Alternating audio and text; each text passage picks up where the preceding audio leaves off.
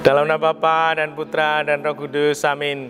Ibu bapak, saudari, saudaraku yang terkasih, kaum muda, adik-adik, salam bantul kasih berkat dalam. Kembali kita berjumpa dalam renungan harian Sabtu 14 November 2020. Kita akan mengambil dari Injil Lukas bab 18 ayat 1 sampai 8. Pada suatu ketika Yesus menceritakan suatu perumpamaan kepada murid-muridnya untuk menegaskan bahwa mereka harus selalu berdoa dengan tidak jemu-jemunya.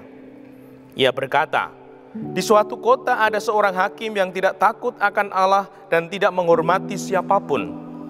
Di kota itu ada pula seorang janda yang selalu datang kepada hakim itu dan berkata, belalah hakku terhadap lawanku.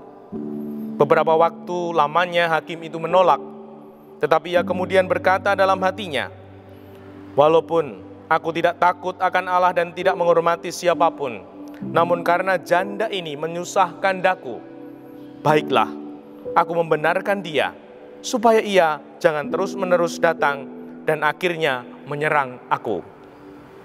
Lalu Yesus berkata, camkanlah perkataan hakim yang lalim itu.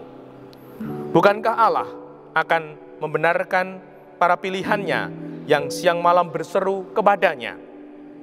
Dan adakah ia mengulur-ulur waktu sebelum menolong mereka? Aku berkata kepadamu, ia akan segera menolong mereka.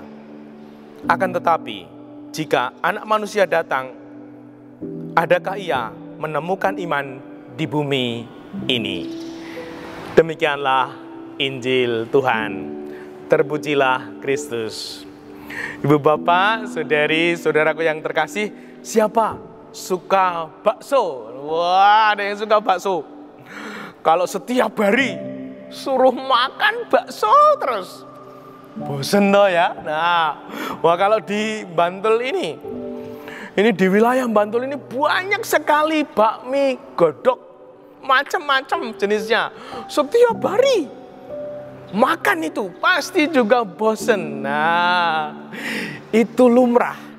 Namun ada yang tidak boleh kita bosan. Saya kutipkan.